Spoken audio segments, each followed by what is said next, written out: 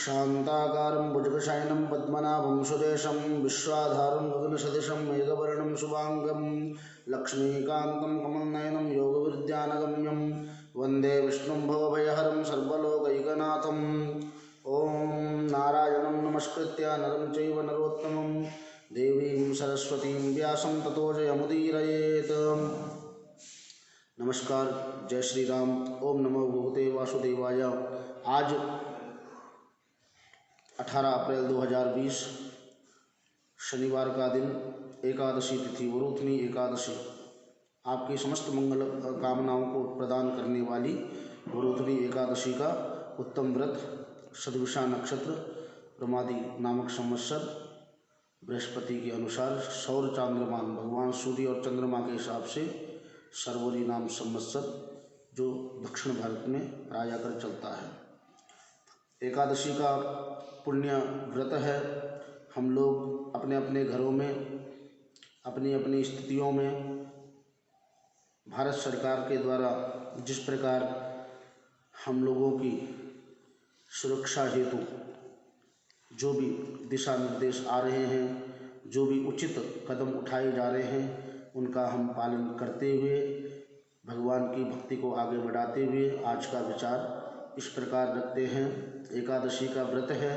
कहते हैं एकादशी के व्रत करने से मनुष्य के समस्त पाप नष्ट हो जाते हैं। वो इस लोक में सुख तो भोगता ही है, स्वर्ग में, वैकुंठ लोक में जाकर भगवान विष्णु के अधीन अपने निवास को बना लेता है।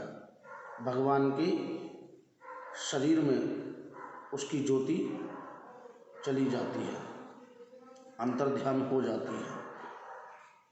आज कांसे के बर्तन में खाना नहीं खाना चाहिए। और वाराह पुराण में श्री कृष्ण ने युधिष्ठिर जी को कहा है कि यमराज जी के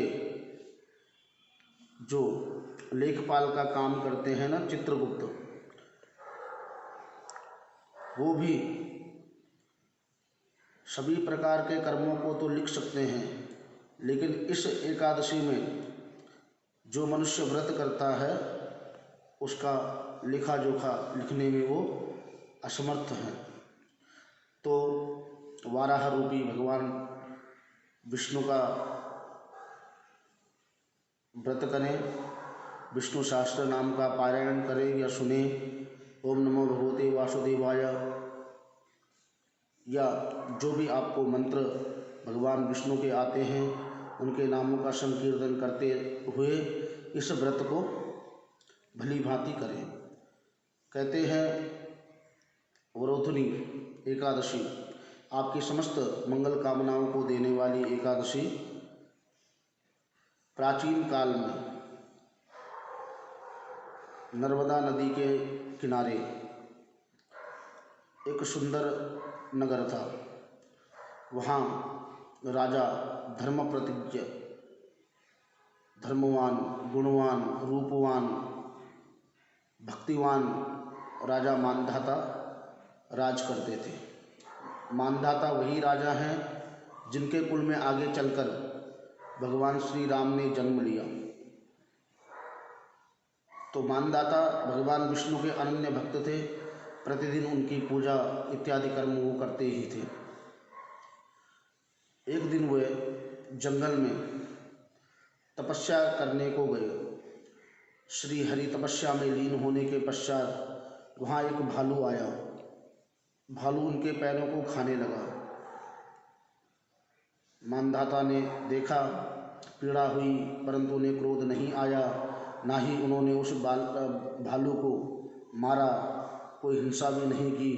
बस उन्होंने अपने करुण अवस्था में भगवान विष्णु को पुकारा, हे नाथ,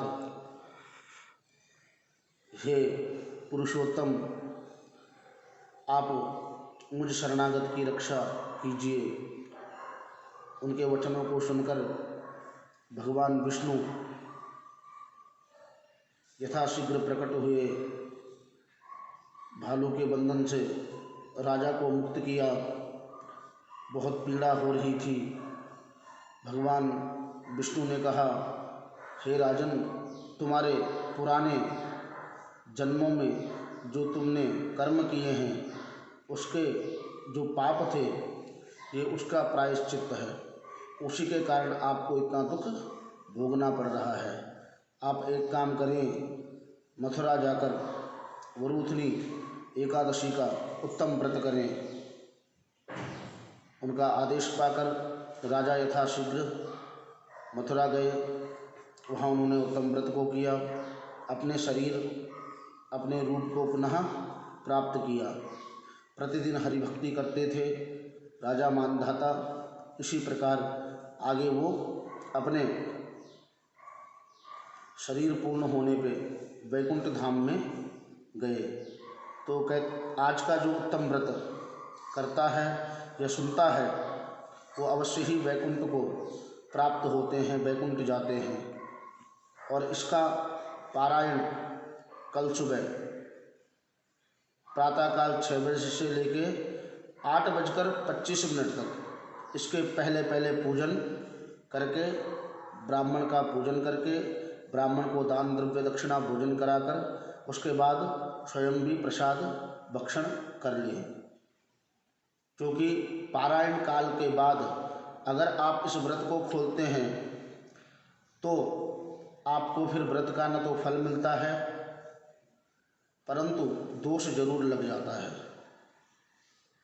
उस दोष को अपने ऊपर ना लें और जिस प्रकार का आपको समय दिया जाता है उसी प्रकार का आप कार्य यथावत समय के हिसाब से समाप्त करने की कोशिश करें। हम सब अपने अपने घरों में हैं विशेष रूप से, तो इस समय हम कहते हैं जैसा अन्न खाओगे वैसे ही मन पाओगे। और आजकल अच्छा अन्न, स्वादिष्ट अन्न, घर का पकाया हुआ अन्न, और सबसे बड़ी बात है कि जो आप अन्न आजकल खा रहे हैं वो अपवित्र नहीं है, बिल्कुल शुद्ध सात्विक। तो जिस अन्न को आप खा रहे हैं वो आपके मन को भगवत भक्ति में और बढ़ा सकता है।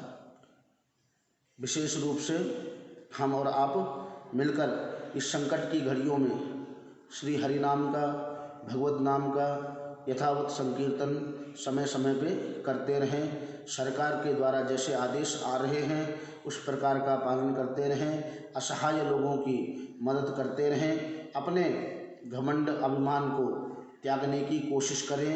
नम्र बने, सुशील बने, विवेकवान बने। आज के लिए इतना ही।